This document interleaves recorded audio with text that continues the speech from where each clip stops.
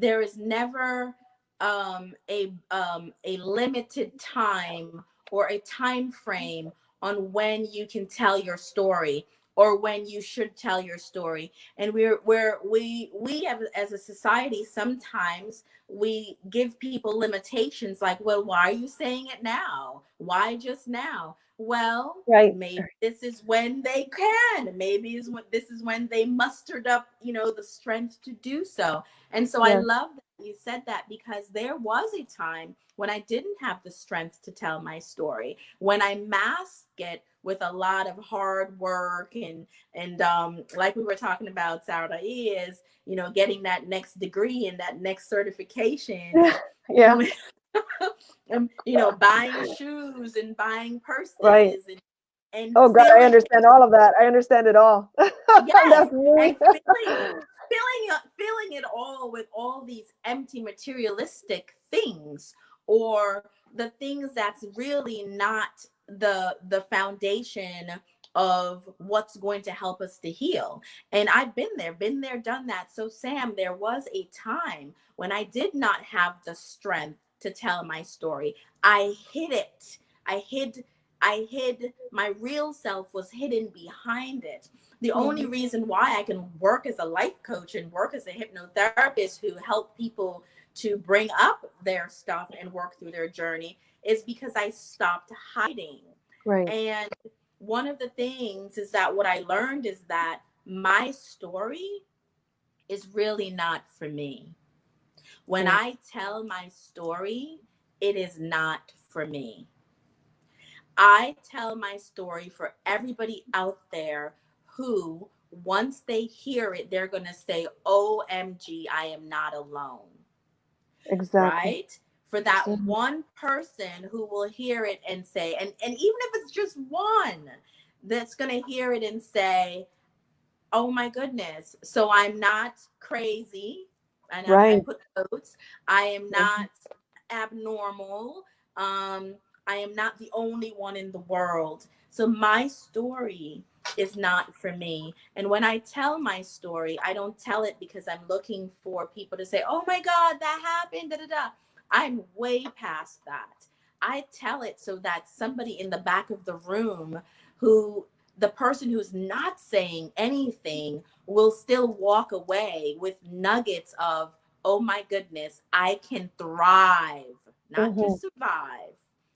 I Thrive. can thrive, because I've been through my survival mode. I'm done with that crap. It's over. But one of the ways I told my story is I wrote a book called Live Your Truth and Break the Cycle. And Live Your Truth and Break the Cycle is the journey. And I wrote the journey all the way up to where I am today and how I'm feeling today. And I self-published that last year on Amazon.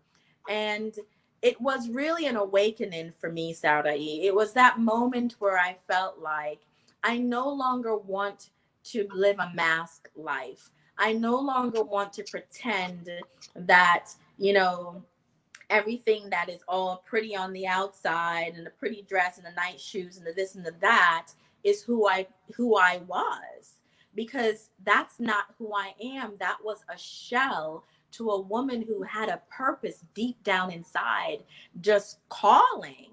And the reason why I couldn't step out on it, it's because I was hiding. And so the moment I decided I'm not hiding myself anymore, because what I have inside of me is just too important. And Yeah. that's when I decided to really take that leap. And, where I say, hey, I told the world my business. Anybody could go and pick it up and read all my business. But guess what? My story is not for me. My story is for everybody out there who will hear this, everybody out there who needs to know that they are not alone. And I want to add to that. Earlier, you said how you are grateful to all of your experiences, even the Yes. worst ones, even the worst ones. And that is so important also for everyone to know, because sometimes we victimize ourselves and we say, like, oh, why did that have to happen to me? Or maybe you blame yourself and you say, I deserved it, or whatever other things. But I want someone to type out there, the greater your pain, the greater your purpose, because Yes. that's that pain, you're never going to really thrive. No one thrives off of the good life. No one thrives off of, like, think of kids, think of kids that are spoiled and are given everything. It's so difficult for those kids to thrive because there's no heat, there's no friction, there's nothing really challenging them. And we might not be happy in the moment. It doesn't feel good in the moment as children what we're going through. But if we manage to give it appropriate meaning and an empowering meaning, we end up thriving and shining and like just flourishing Yeah. and thriving, like what you were saying. And then also I want to say, like, think of the gift. I try to describe this to a lot of my clients, but think of the gift that you have seated inside of you as bright and as bright as the sun. And the sun is so strong that if you look at it, it sort of blinds you. Like, you'll start seeing spots. Mhm. But what happens is that every time something negative happens to you, and I don't want to say negative because nothing's ever really negative.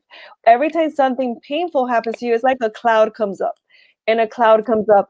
And sometimes we could walk around like so strong like the sun, but there's so many clouds because of everything we've been through that we don't even show our light. Our light is not even, it's almost non-existent. But Yes. it's not that it's non-existent, is that all the clouds are blocking us from shining.